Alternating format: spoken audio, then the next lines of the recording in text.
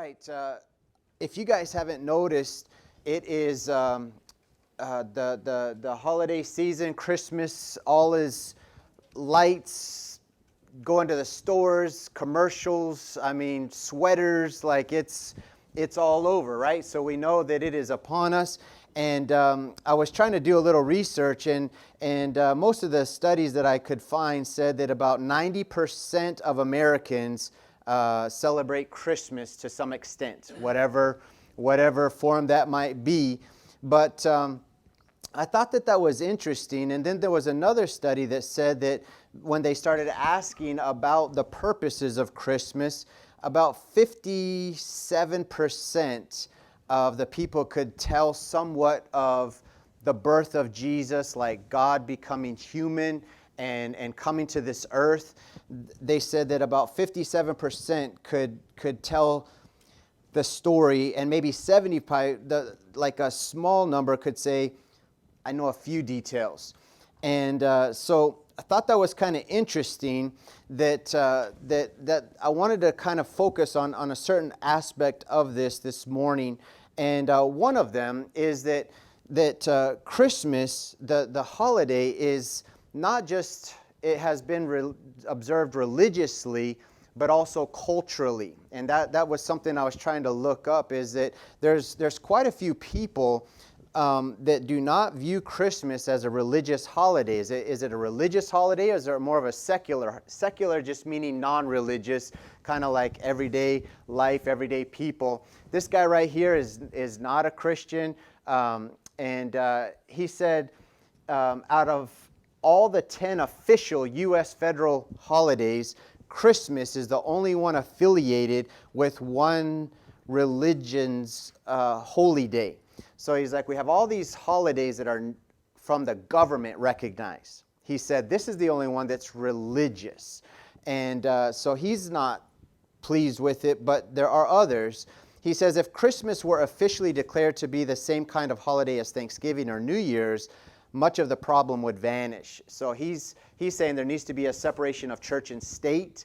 Is what he's saying, is that if the U.S. government recognizes this as a religious holiday, then if we just called it a secular holiday, then we don't have to worry about it. But he said members of other religions, and he named several there, but if you guys want to look it up, you can check it out. He says, for other religions, declaring Christmas as a secular holiday would be an important movement towards eliminating the presumptuous and illegal assertion that America is a Christian nation based upon Christian values. So they're saying, we don't want to say that America is a Christian nation. We don't want to have anything that if I'm a non-believer, that I feel like you're forcing your beliefs onto me, is how he's saying it. And I thought this was interesting. He says the religious meaning of Christmas has already been largely diminished by the commercialization of the holiday, and declaring it to be an official secular holiday would do nothing to prevent Christians from celebrating it as devoutly as they wish. That part right there, that the religious part of it, a lot of people would connect Christmas to the religion side of it. And he's saying, he's a non-believer anyway, but he's saying, hey, that side of it has already been largely diminished because of the commercialization, which is one of the negatives that I have about the Christmas holiday season, is that most of us recognize that a lot of times what's pushed is the material. The materialism, just trying to do this. And you guys have heard why they call it Black Friday. That there was these studies that showed that many businesses operated in the red, in the negative, almost the entire year. And then right after Thanksgiving, they could start making enough money to move them from being in debt as a business, that they would sell enough to move into the black. And so that's how it became known as Black Friday. And so estimated this year, it's estimated that there will be $1 trillion from November to December spent on Christmas of some sort. Food, clothing, gifts, whatever, travel. all of those things, about $1 trillion, and about 22% of Americans will go into debt. That's not a good thing if we're focusing all on just the material, if we're just, we're willing to go into debt on some of these things. Those are not some of the things that are good about this time. Sometimes it's used as just a time of an extra time to get off of work and to party and to be in drunkenness and all kinds of other sinful things. But not everybody does that, but that it is used. Some of the other things that you guys can find, you guys have done, can read about all of these other things. But again, to minimize, to diminish, to separate the religious part of it, you have things like Santa Claus and North Pole and the reindeer and other aspects to it that diminish God became flesh. God became flesh. So to separate some of those things that are not brought up. There are other things that you might notice that we'll talk about a little bit, like how many wise men and even when they tell the Bible story, sometimes it's told in the wrong way, right? That's told in the wrong way. So we know that that's not always a positive thing. And then there's a thing that people will focus on. December 25th. Like, why December 25th? Well, I got an article, a page that I will hand out at the end, but it goes through why December 25th, and you might find it interesting. It's not from a brother in Christ, but it is just written this past month in the Biblical Archaeological Review. Why December 25th? You guys can check that out and see some of these things. The Bible doesn't tell us when Jesus was born. It doesn't give us his date. The Bible doesn't show Christians of making that a specific day to say happy birthday to Jesus. We don't have any of those type of things in the Bible. So what I wanted to do, though, is I did want us to think about how this thought of much of Christmas, especially its traditional view, is tied with a religious aspect of Jesus becoming human. That God, the Creator, moving into becoming part of the creation. And the U.S., especially here, it seems like we're trying to push.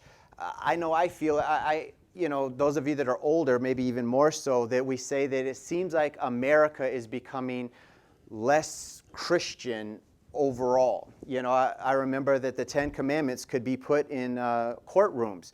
You would see that was in the courtrooms, and there was sort of like these lawsuits that saying, hey, you can't have those in courtrooms. So they start taking out the Ten Commandments. Prayer in school, even some places, Pledge of Allegiance, because we don't want to say, I pledge allegiance, one nation under God. All of these things, it seems like we're trying to say we don't want to have anything connected with Christianity, even though you go back into our history and our founding fathers, and a lot of what's in these things was founded on Christian principles. Not all of those guys were Christians, but a lot of it is based on Christian principles. So it seems like they're pushing it out, and then when you do have like a holiday that is recognized as Christian for the most part, even non-Christians would recognize it as a Christian holiday, that they don't want you to say Merry Christmas because it refers to Christ, some of those kinds of things. But here's what I want us to think about a little bit. I am grateful that at least once and sometimes twice a year, people who might not normally think about Jesus are thinking about Jesus. There's some people, they only go to church twice a year. It's Christmas and Easter. And for that, I am grateful that at this time of the year, it tends to be a little bit more talk and visualization of Jesus as a whole. Like Paul said, when you looked at Philippians, in Philippians that Wasey wrote or read, Paul wrote that he said that there were some people who were preaching Christ for the wrong reasons, out of envy and strife and selfish ambitions. He said that some were preaching for the wrong reasons, but he says, you know what? Whether they're doing this in pretense or in truth, Christ is proclaimed. Some people may have the wrong motives about Christmas, but you know what? If Christ is proclaimed, I am grateful. I am grateful that more people are thinking about it, because not all of us will spend time throughout the year thinking about God becoming human, that the Creator put on a body as a little baby, right? So for that, I am grateful. There are other things that are good about this time of the year that I love spending time with family. I'm grateful that we get a little bit of time off. I am grateful for the food. I'm grateful for, times to give gifts, and it doesn't have to be bought. I remember sometimes when our family would say, this year, nobody gets to purchase anything. Everything has to be handmade, or everything has to be by a craft or something like that. Sometimes those things happen. I've heard other people that'll say, don't give any gifts to us personally. You're going to give gifts to others that are in need. That's ultimately what we look at. But this slide right here is the reason that I say this. The Pew Research Center in December of 2017, so this is still outdated, and I'm sure it's gone down since then. But declining majority of Americans believe the historical or the biblical and historical Christmas story reflects historical events. In 2014, 73% of people believe that Jesus was born a virgin. 2017, only 66%. So my point in this is that it seems like, again, not all of the story of when people say the Christmas story, people bring in other things, but at the center of that has been this story that's been told for generations and generations to little kids, that God became flesh.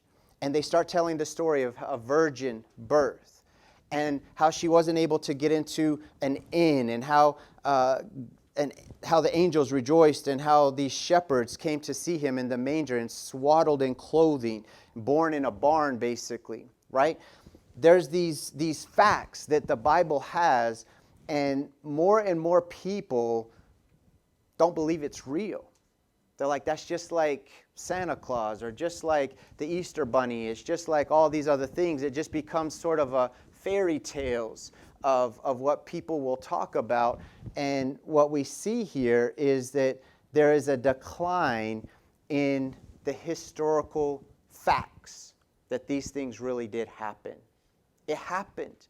And we have an opportunity at this time of the year, I think, to say people might be a little open to proclaim Jesus. It's not like as if you're sitting there at July or something like that, and you're talking about Jesus' birth, not to say it's a bad time, but that's not necessarily on their mind. That may not be on their mind. Whereas right now, they're seeing the nativities, the pictures of Jesus and animals around him and stuff like that. Maybe it's on their mind. Maybe they're hearing these songs and things like that are referring to Jesus. When we look at these statistics, it really makes me sad that not only are we losing the story, but we're losing that people believe that it's real, right? That we're losing some of those things.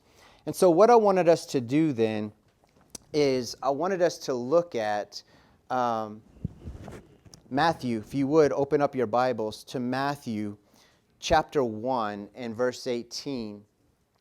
In Matthew chapter 1 and verse 18, I wanted us to spend some time so that you guys, some of you may not have even read this in a while, right? But to get the facts, to say these are the facts, and maybe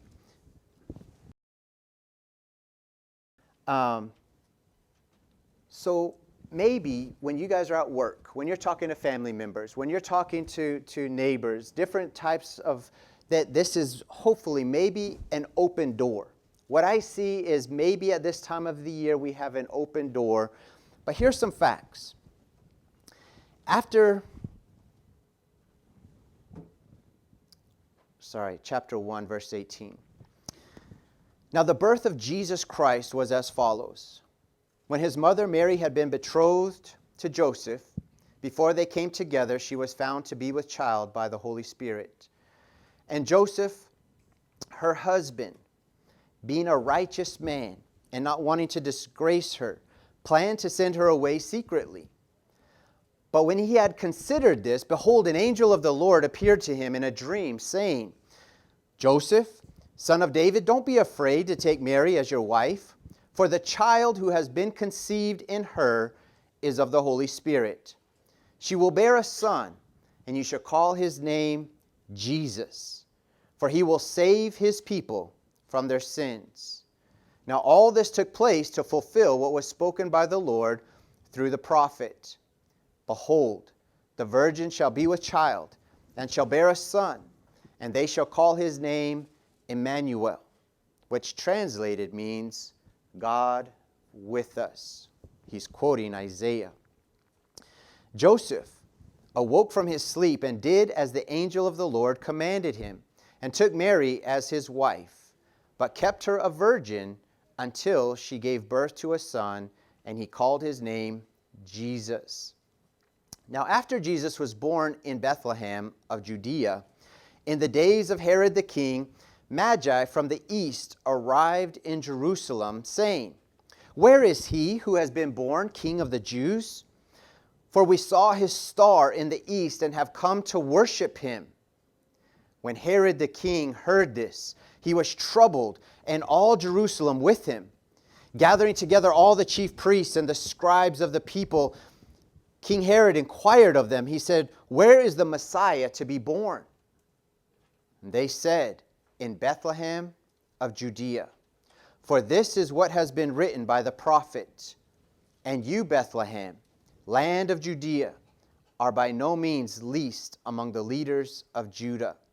For out of you shall come forth a ruler who will shepherd my people Israel. Then Herod secretly called the Magi and determined from them the exact time the star appeared. Now pay attention to that detail, right? Herod wanted to know, when did this star appear to you? Because you've been following this star to worship this Messiah. And so Herod wanted to know when.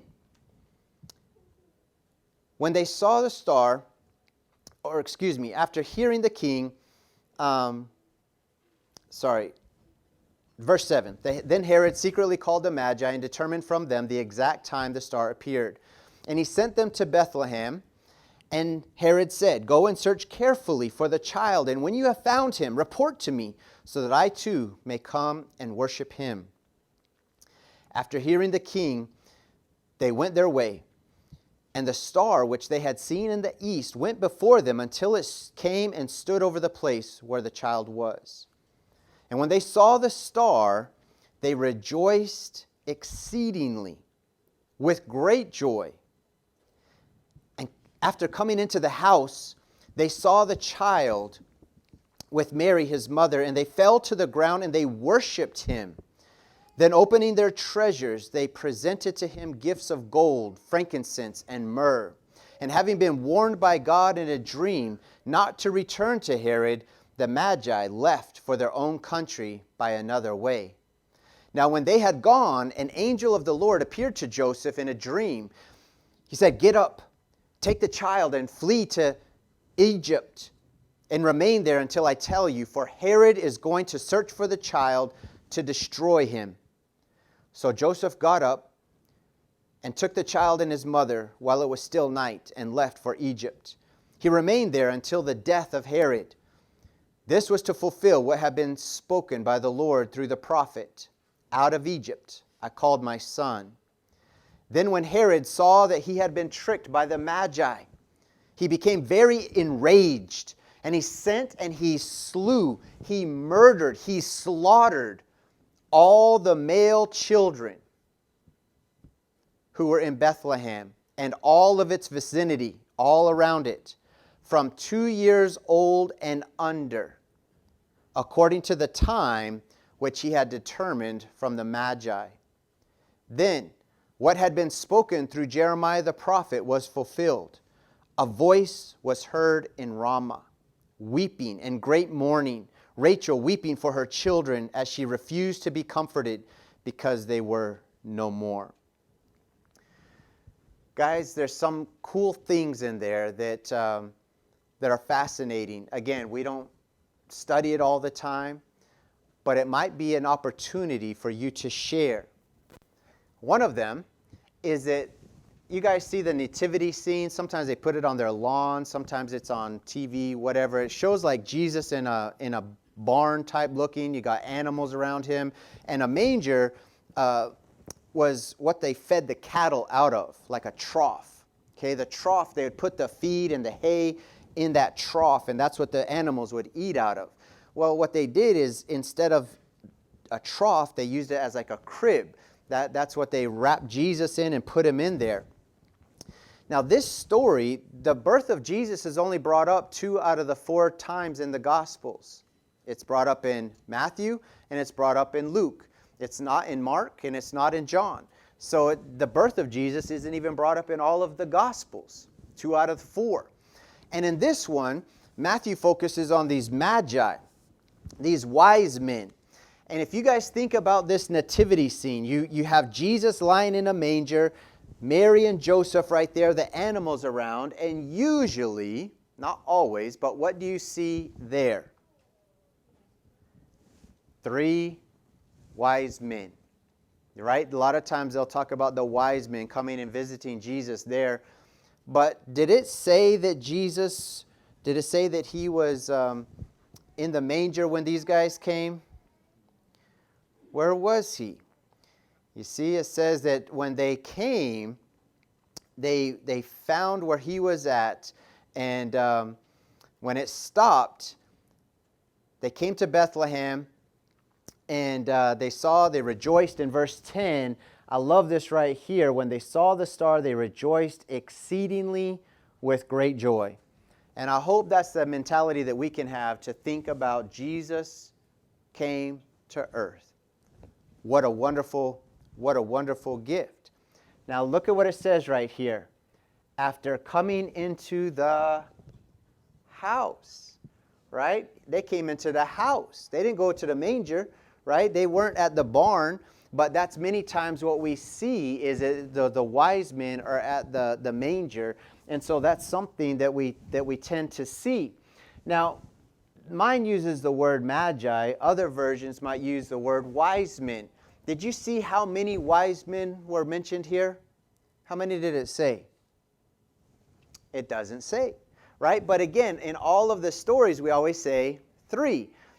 But the Bible doesn't say that. But what we do have is that they brought 3 different types of gifts, right? The gold, the frankincense, and the myrrh. And so those are 3 different kinds of gifts. So whether it was one guy brought each of those things, or it could have been 15 of them. We don't know, right? It just says magi, plural, wise men, plural. So it could have been 2. Could have only been 2. Could have been 15. We don't know. But we have the 3 gifts. But what is important to look at here is how there was prophecy about Jesus' birth. What's also interesting to me that I've never completely figured out on here is it seems like that these magi, these wise men, it says they came from the east. So we don't know if they're Jewish or if they're Gentiles. We don't know. It's just somewhere over there in the east. And what's amazing is that God would bring them from the east all the way over to meet with King Herod and say, where's the Messiah? Where's the Christ? We have come to worship him. How did they know this? Like, where did this information come from? How did they, because you had all these Jews, they weren't just flocking. They weren't given a star. They weren't, how is it that these guys knew that this Messiah had been born and that he was worthy of worship? Worshiping a baby. Like there's something different here. This is fascinating, and it brought such joy to them that it said they rejoiced exceedingly. And you guys can look it up some point, but these gifts were known to be very expensive gifts and gifts for a king. Gifts for a king. You think about those men that came to worship him. These are some of the facts, and you guys can spend some time in Luke, but I see this time of the year as an opportunity. Whether we agree with it or not, 90% of the people are celebrating Christmas. We can take them from where they are, what little they may know, all these different backgrounds that they come from, and let's use it as an opportunity to help bring them closer to the truth of Jesus. Because the birth, man, everybody loves cute little babies. But not everybody loves a king that tells you what to do and is telling you that you need to die to self, that tells you that you cannot enter into heaven except by me, Jesus Christ. Not everybody likes a king telling them what to do. But people like the little baby. So Christmas has become very celebrated. But isn't it interesting that the very part that is of Christianity is what's trying to get watered out of that? We don't want to emphasize Jesus. We'll emphasize all of these other aspects to minimize Jesus. Now, whether you guys decide to celebrate Christmas or not, I view this as an opportunity to try to reach people, because they are, many of them, 9 out of 10, are looking to this time period and possibly thinking of God becoming human. So as we look back at Philippians chapter 1, I love what Paul says. And he says in Philippians chapter 1 and verse 12, I want you to know, brethren, that my circumstances have turned out for the greater progress of the gospel. Whatever is going on in our culture, in our society, it seems like it's moving away from God. So any opportunity and chance that we have to proclaim and to see greater progress of the gospel, Paul's saying, hey, these circumstances are leading to an opportunity to progress the good news of Jesus Christ. Whether they're doing this for the right motives or the wrong motives, Paul says, whether it's in pretense or in truth, Christ is proclaimed. And in this, I rejoice. In that, I rejoice. I am grateful. And I pray that there will be more people that will come to know, truly know, Jesus, the Christ, the Messiah, the King, the greatest gift that was ever given. And not just some temporary cultural event, but it becomes a lifestyle where we celebrate Jesus every first day of the week, where we're able to come together and remember what he did, the gift that was given to us. So as we go into the next couple of weeks, we're going to have chances to talk to people. And we have a chance to focus on Jesus, or to just focus on the, like the one guy said, the materialism and the cultural side of it. What side are we going to focus on? I hope that we can have an opportunity to promote Jesus as King.